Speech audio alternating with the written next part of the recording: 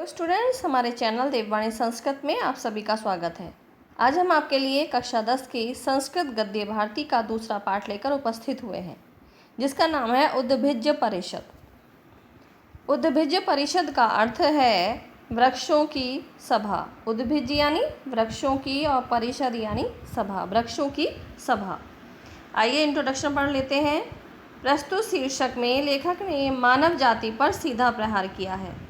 यहाँ वृक्षों की एक कल्पित सभा का वर्णन है।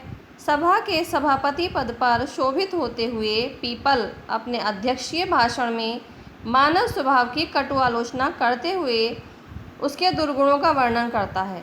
वह कहता है कि मानव इतना स्वार्थी होता है कि अपनी स्वार्थ पूर्ति के लिए अपने संबंधियों को भी मृत्यु के घाट उतार सकता है। वह कहता है कि जंगल में बड़े भयंकर हिंसक जानवर होते हैं, परंतु वह हिंसा तभी करते हैं जब उनका पेट खाली होता है। पेट भरे होने पर भी वे कभी हिंसा नहीं करते, परंतु मानव वह जीव है जिसका पेट कभी भरता ही नहीं। वह तो सदैव हिंसा पर उतारू रहता है। हम वृक्ष तो बहुत अच्छे हैं कि अपने द्वारा थके हुए को छाया और भूखे को फल देते हैं, परंतु इस सृष्टि का सबसे निम्न कोटि का प्राणी मनुष्य है।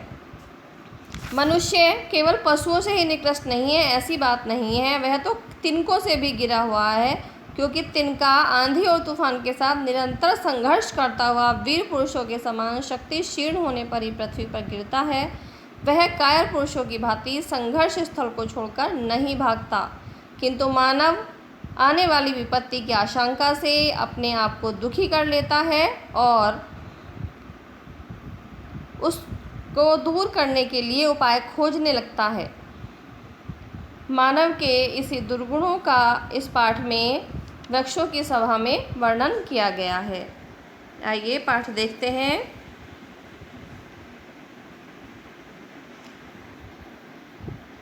अथ सर्वविध विटपीनां मध्ये स्थितः सुमहान् अश्वत्थदेवः वदति, भो भो वनस्पतिकुलप्रदीपा महापादपा कुसुमकोमलदन्तरुचः लताकुललर्णाश्च सावहितः शृण्वन्तु भवन्तः। अथ इसके बाद सर्वविध सभी प्रकार के विटपानाम वृक्षों के मध्य में स्थित सुमहान अत्यधिक विशाल अश्वत्थदेवः यानी पीपल वदति कहते हैं। इसके बाद सब प्रकार के अर्थात सभी जाति के वृक्षों के बीच विराजमान अत्यंत विशाल पीपल देव कहते हैं कि भो भो वनस्पति कुल प्रदीपा, हे वनस्पति कुल के दीपकों, महापादपा महान वृक्षों, विशाल वृक्षों, कुसुम कोमल पुष्पों के समान कोमल, दंत का रुच है दांतों की चमक वाली, लता रूपी कुल ललनाश्च कुलांगनाओं। अर्थात इसके बाद सभी प्रकार के वृक्षों के बीच विराजमान अत्यंत विशाल पीपल देव कहते हैं कि हे वनस्पति कुल के दीपक स्वरूप विशाल वृक्षों, पुष्पों के समान कोमल दांतों की चमक वाली लता रूपी कुलांगनाओं, साविहितः सावधान होकर, शृण्वन्तु सुनो, भवन्तः आप सब सावधान होकर सुनो। यहाँ पर पीपल वृक्ष की अध्यक्षता में सभी वृक्षों की सभा हो रही है, जो कि एक काल्पनिक सभा है जिसका कि यहाँ लेखक ने वर्णन किया है और वह मनुष्य की निकृष्टता के बारे में बता रहे हैं। अद्य मानव वार्ता एव अस्माकं समालोच्य विषय है। अद्य आज, मानव वार्ता एव संधि हो जाएगी यहाँ पर, मानव वार्ता की ही, अस्माकं हमारी, समालोच्य विषय आलोचना का विषय है। आज मात्र मानवों की वार्ता ही हमारी आलोचना का विषय है। सर्वासु सृष्टिधारासु निकृष्टतमः मानवा सृष्टि। सर्वासु यानी सभी, सृष्टिधारासु सृष्टि में, निकृष्टतमा निकृष्ट है, सबसे अधिक निकृष्ट है, मानव सृष्टि यानी मानव जाति। सर्वासु सृष्टिधारासु सारी सृष्टि में मानव सृष्टि ही, मानव जाति ही निष्कृष्टतमा सबसे अधिक निकृष्ट है। जीव सृष्टि प्रवाहेषु मानव इव पर प्रतारका स्वार्थ साधन परा मायाविनः कपट व्यवहार कुशलः हिंसा निरतः जीवा न विद्यन्ते। जीव सृष्टि प्रवाहेषु, जीवों के सृष्टि प्रवाह में, मानवा मनुष्यों के इव यानी समान, पर प्रतारका, प्रतारका यानी ठगना, धोखा देना, पर यानी दूसरों को धोखा देना या दूसरों को ठगना, स्वार्थ साधन परता, स्वार्थ साधन में लगे हुए अर्थात स्वार्थ पूर्ति में लगे हुए, मायावीन मायावी, कपट व्यवहार कुशला, कपट के व्यवहार में कुशल, हिंसा निरता, हिंसा में संलग्न, जीवा न विद्यते, जीवा था प्राणी, न विद्यन्ते नहीं है। जीवों के सृष्टि प्रवाह में मनुष्यों के समान दूसरों को धोखा देने वाले, स्वार्थी, मायावी, कपट व्यवहार में कुशल और हिंसा में लगे हुए प्राणी और कहीं दिखाई नहीं देते हैं। भवन्तो नित्यम एव आचरणः सिंह व्याघ्र प्रमुखान हिंस्रत्व भावनायाः प्रसिद्धान स्वपदान अवलोकयन्ति प्रत्यक्षम। भवन्तो आप, नित्यम सदैव, आरण्ये चारिणः जंगल में, चारिणः विचरण करने वाले, सिंह व्याघ्र, सिंह और व्याघ्र आदि, हिंस्रत्व यानी हिंसा की, भावनाया भावना में, प्रसिद्धान प्रसिद्ध, स्वपदान, स्वपदान का अर्थ होता है हिंसक पशुओं, स्वपदान का अर्थ होगा हिंसक पशुओं को, अवलोकयन्ति देखते हैं, प्रत्यक्षम प्रत्यक्ष। भवन्तो आप, नित्यम सदैव, आरण्यचारिण है जंगल में विचरण करने वाले, सिंह व्याघ्र आदि प्रमुख, हिंसत्व भावनाया हिंसा की भावना रखने वाले, प्रसिद्ध स्वपदान हिंसक पशुओं को प्रत्यक्ष अवलोकयन्ति प्रत्यक्ष देखते हैं। ततो भवन्ता एव सा अनुनयं प्रचीयन्ते कथयन्तु भवन्तो यथा तथ्येन किमेते हिंसादिक्रियासु मनुष्येभ्यो भ्रंशं गरिष्ठः। ततो भवन्तमेव सानुनयं प्रचीयन्ते, ततो इसलिए, भवन्तम आपसे, एव ही स अनुनय, से विनय पूर्वक, प्रचीयन्ते पूछा जाता है, अर्थात इसलिए मैं आपसे ही विनय पूर्वक पूछता हूँ। कथयन्तु कहिए, भवन्तो आप, यथा तथ्येन यथार्थ रूप में, किम एते क्या यह, हिंसादि क्रियासु हिंसादि क्रियाओं में, मनुष्येभ्यो मनुष्यों से भी, भ्रंशम यानी बहुत अधिक, गरिष्ठा यानी बढ़कर या फिर महान।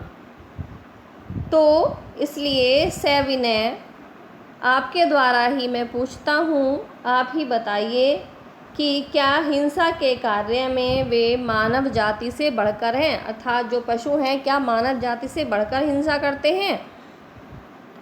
स्वपदानाम हिंसा कर्म जठरानल निर्वाण मात्र प्रयोजनम प्रशांते तु जठरानल ने सकृत उपजायाताम स्व उदरपूर्तो न ही ते करतल गतानमपि हरिण शशकादीन उपघनन्ति। स्वपदानाम हिंसक जीव तो हिंसा कर्म, हिंसा के कर्म, जठर अनल यानी पेट की भूख, निर्वाण मात्र प्रयोजनम कि पेट की भूख मिटाने के से प्रयोजन रखने वाले हैं, अर्थात हिंसक जीवों का हिंसा कर्म तो केवल पेट की भूख मिटाने से प्रयोजन रखने वाला है। प्रशांते शांत हो जाने पर तू जठरा अनले, जठर अनल यानी जठराग्नि जो कि पेट में खाने को पचाने के लिए होती है, उसे हम जठराग्नि कहते हैं। तो जठराग्नि का अर्थ यहाँ पर लगाएंगे पेट की भूख। जठरान्ने तू प्रशांते, पेट की भूख प्रशांत हो जाने पर, सकृत यानी एक बार, उपजायाताम स्व उदर पूर्ते, अपनी उदर पूर्ति को अर्थात अपनी भूख को के बाद, अर्थात जब पेट की भूख शांत हो जाती है तो एक बार वह पेट भर जाने पर, उपजायताम स्व उदर पूर्ते, पेट भर जाने पर, कर तल गतानपि हाथ में आए हुए भी, हिरण शशका आदीन उपघनंती, हिरण और खरगोश आदि को न उपघनंती नहीं मारते हैं। अर्थात जब जानवरों की भूख शांत हो जाती है तब वह एक बार पेट भर जाने पर अपने हाथ में आए हुए हिरन, खरगोश आदि को भी नहीं मारते हैं। न वा तथाविध दुर्बल जीप घातार्थम अटवी अटवी परिभ्रमंती। न वा अथवा या मान लीजिए इसका अर्थ, या यह समझिए कि वे तथाविध उस समय दुर्बल जीव घातार्थम कमजोर जीवों की घात यानी हिंसा अर्थम करने के लिए, अथवा ये समझिए कि उस समय अर्थात पेट भर जाने पर दुर्बल जीवों की घात अर्थम हिंसा करने के लिए मानव जाति की भांति अटवी यानी एक जंगल से दूसरे जंगल न परिभ्रमंती नहीं भटकते हैं। अर्थात जब पशुओं की हिंसक पशुओं का एक बार पेट भर जाता है तब वह पेट भर जाने पर कमज़ोर जीवों की हिंसा करने के लिए एक वन से दूसरे वन नहीं भटकते, जिस प्रकार से कि मनुष्य भटकता रहता है। मनुष्य का पेट चाहे कितना भी भरा हुआ हो लेकिन उसके मन में शांति नहीं आती है। यही इस पाठ में यहाँ पर बताया गया है। आगे देख लेते हैं। मनुष्याणाम हिंसा वृत्तिस्थु निरवधि निरवसाना च। मनुष्याणाम मनुष्यों की तो हिंसा वृत्ति निरवधि यानी सीमा रहित, उनकी कोई अवधि नहीं है। निरअवसाना और न अवसान है, न ही कभी समाप्ति है। मनुष्यों की हिंसा वृत्ति सीमा रहित और कभी न समाप्त होने वाली है। यतो यतः आत्मनो अपकर्ष है समाशंकयते तत्र तत्रैव मानवानां हिंसा वृत्ति प्रवर्तते। यतो यतः जहाँ जहाँ से, आत्मनो अपकर्ष, आत्मनो यानी अपने, अपकर्ष यानी पतन की, समाशंकयते आशंका करता है। अर्थात मनुष्य यतोयत जहाँ जहाँ से, आत्मनो अपकर्ष अपने पतन की, समाशंकयते आशंका करता है, तत्र तत्र वहाँ वहाँ से ही, मानवान मनुष्य हिंसा वृत्ति प्रवर्तते हिंसा वृत्ति आगे बढ़ जाती है। अर्थात जहाँ जहाँ से मनुष्य को ये लगता है कि उसके अपने पतन की आशंका है, वहीं वहीं मनुष्यों की हिंसा वृत्ति आगे आती जाती है। स्वार्थ सिद्धये मानवा दारान मित्र प्रभु भृत्य स्वजन स्वपक्षम चावलीलाई उपघनंती। स्वार्थ सिद्धये मानवः, स्वार्थ सिद्धि में लगे हुए मनुष्य, दारान यानी पत्नी को, मित्रम मित्र को, प्रभुम स्वामी को, भृत्यम सेवक को, स्वजन अपने ही व्यक्ति को, अपने ही जनों पारिवारिक जनों को, स्वपक्षम और अपने ही पक्ष के व्यक्ति को, च अवलीलायाः यानी लीला के लिए या केवल मनोरंजन के लिए भी उपघनंती मार देते हैं, अत्यंत सरलता से मार देते हैं। पशु हत्या तु तेषां क्रीडनम केवलम चित्त विनोदाय महाअरण्यम उपगम्य ते यथेच्छम निर्दयम च पशुघातम कुर्वन्ति। पशु हत्या तु, पशुओं की हत्या तो, तेषाम आक्रीडनम, तेषाम यानी उनका, आक्रीडनम यानी खेल, पशुओं की हत्या तो उनका खेल है। केवलम चित्त विनोदाय, केवल चित्त यानी मन के, विनोदाय विनोद के लिए या मन को प्रसन्न रखने के लिए, महाअरण्यम उपगम्य अत्यंत विशाल जंगल में, उपगम्य जाकर, ते वे यथेच इच्छा के अनुसार, निर्दय च और निर्दयता से, पशुघातम कुर्वन्ति पशुओं की हत्या करते हैं। घातम यानी हत्या करते हैं। पशु हत्या तो उनका केवल खेल है, केवल मनोविनोद के लिए महाअरण्य में जाकर वे यथेच्छम इच्छानुसार निर्दयता पूर्वक पशुघातम कुर्वन्ति पशुओं की हत्या करते हैं। तेषां पशु प्रहार व्यापारम आलोक्य जड़ानामपि अस्माकं विदीर्यते हृदयम। तेषां उनके, पशु प्रहार व्यापारम पशुओं को मारने के कार्य को, पशु प्रहार यानी मारने के, व्यापारम यानी कार्य को, आलोक्य देखकर, जड़ानाम अपि जड़ होते हुए भी, अस्माकं हमारा, विदीर्यते फट जाता है, हृदयम यानी हृदय, उनके पशुओं के मारने के व्यापार को देखकर जड़ होते हुए भी हमारा हृदय, विदीर्यम यानी फट जाता है। अन्यच्च पशूनां भक्ष्य वस्तूनि प्रकृत्या नियमितान्येव।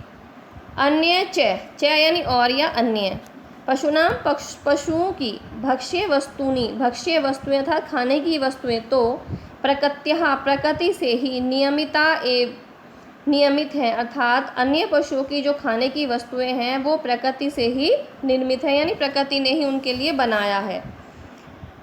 न ही पशवो भोजन व्यापारे प्रकृति नियम उल्लंघयन्ति, नहीं ही क्योंकि यह इसलिए पशु भोजन के व्यापार में प्रकृति के नियमों का उल्लंघन करते हैं। पशु भोजन के व्यापार में प्रकृति के नियमों का उल्लंघन कभी नहीं करते हैं। तेषु ये मांसभुजः ते मांसम अपहाय न अन्यत आकांक्षयन्ति। तेषु उनमें ये जो मांसभुज है मांसाहारी हैं, ते वे मांसम अपहाय मांस को छोड़कर न अन्यत दूसरे की आकांक्षति दूसरे की आकांक्षा नहीं करते हैं, अर्थात जो मांसाहारी हैं वो मांस को छोड़कर कुछ और नहीं चाहते हैं। ये पुनः फल मूल अशनिहि ते तर एव जीवंती, जो पुनः फिर फल मूल अशनि है ते फल और मूल जिनका भोजन है तर एव जीवंती उस पर ही वे जीवित रहते हैं। मानवानां न दृश्यते तादृशं कश्चिन निर्दिष्टो नियम, मानवानां मनुष्यों में न दृश्यन्ते नहीं दिखाई देता है, तादृश है वैसा, कश्चित कोई भी, निर्दिष्ट निश्चित, नियम, किंतु मानवों में कोई ऐसा निश्चित नियम दिखाई नहीं देता है। तो स्टूडेंट्स, इस भाग में केवल इतना ही। हम आशा करते हैं कि इस वीडियो के माध्यम से इस पाठ को समझने में आपको सहायता मिली होगी। यदि आप इस पाठ का अगला भाग प्राप्त करना चाहते हैं तो हमारे चैनल देववाणी संस्कृत को सब्सक्राइब करना न भूलें। धन्यवाद।